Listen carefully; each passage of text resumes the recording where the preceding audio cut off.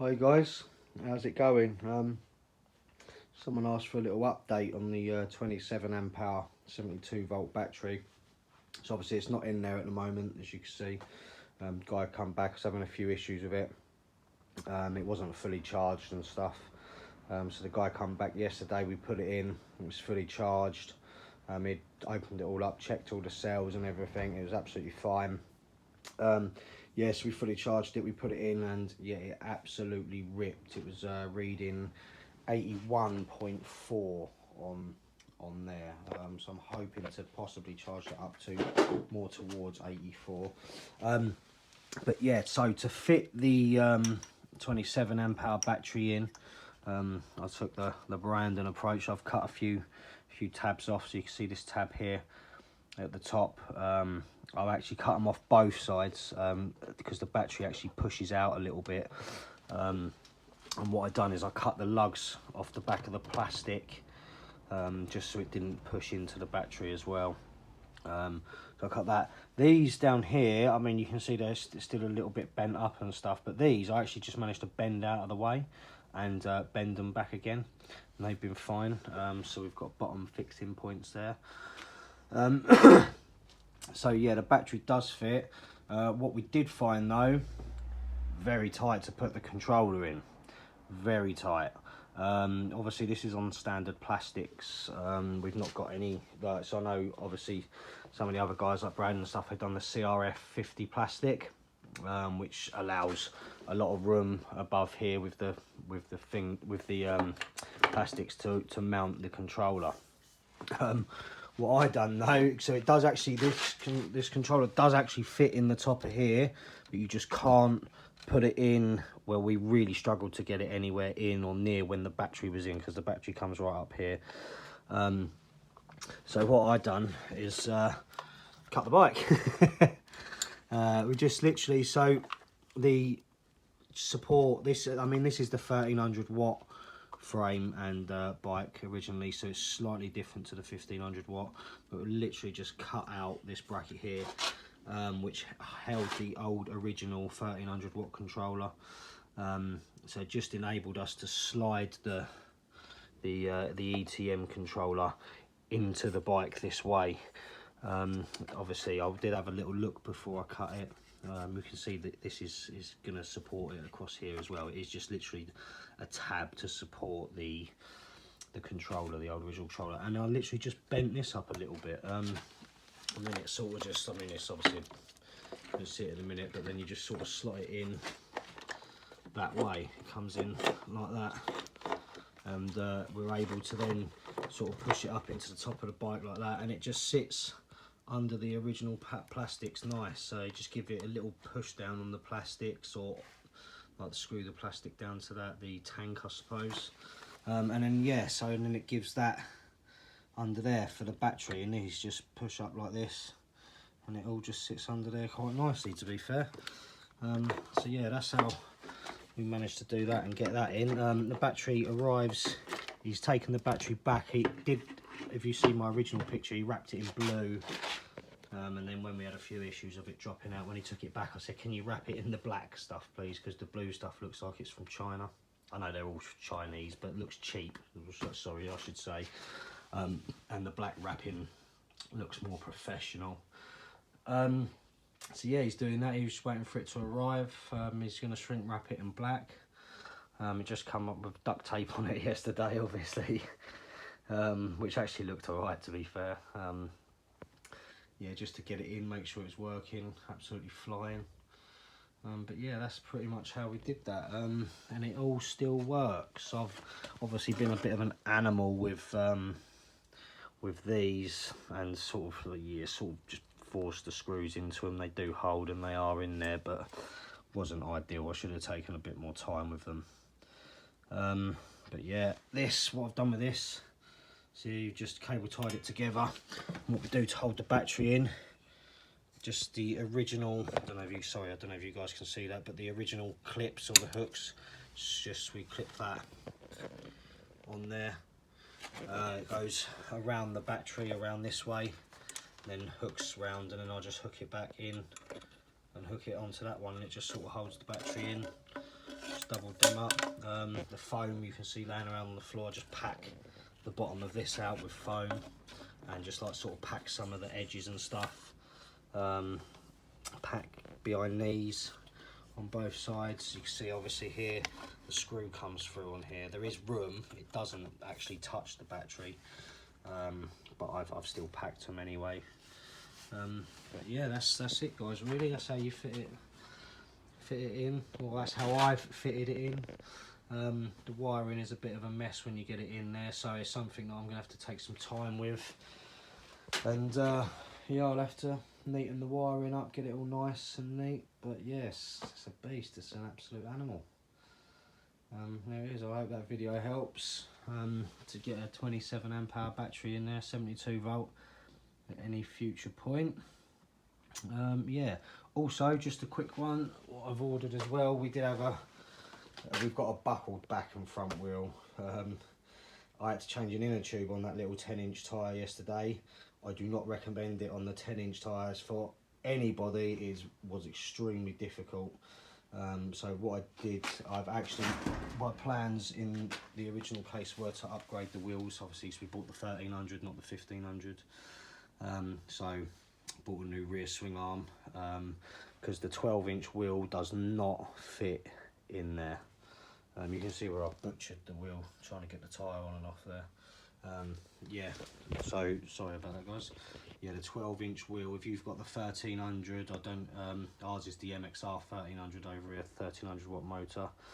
The 12-inch rear wheel does not fit in there. Obviously the 14-inch one will. So what we've done from our funbikes, boom, new wheels. These boys got them for Christmas. I just ordered these. I was going to use it obviously so I could test the bike when the battery arrived, because it was snowing. What I believe happened, when the reason why we had a punch on this wheel, because it was snowing, the bike just span like crazy, and what I believed happened is it actually sort of the wheel, it ripped the valve off of the inner tube on the inside. And yeah, it just instantly the tyre was flat, but it was spinning so fast because of the ice and the snow and stuff. So yeah, I got a new inner tube after I put the 12-inch wheel. I don't know if you guys can see that there. It looks a lot bigger than 2 inches to be fair, but you can maybe see there that it's definitely not gonna go in there. It's actually a lot bigger. And it's definitely the 12. Yeah, but I mean the size difference huge. It's going to actually sit the bike up massively. I mean there's quite a lot of air in that tyre to be fair.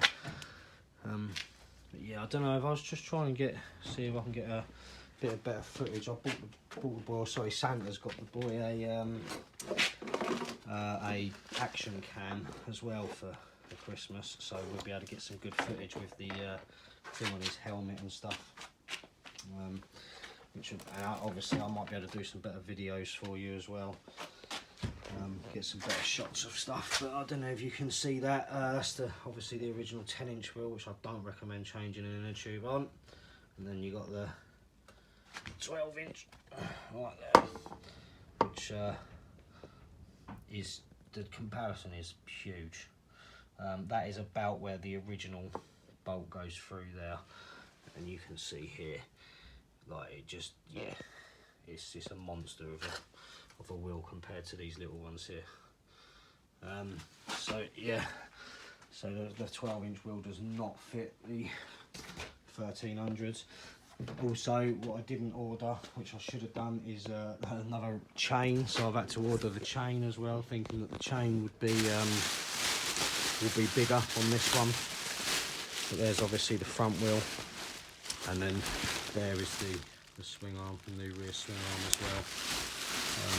Which I suppose if I offer that up for you guys, I should probably do all this when I'm putting it together, to be fair. So I'll give you guys a bit of a better video, hopefully when I'm putting it together, maybe with his action cam and stuff. Although there might not be a lot of action going on, but so if we line that up, you can see there that's roughly lined up there.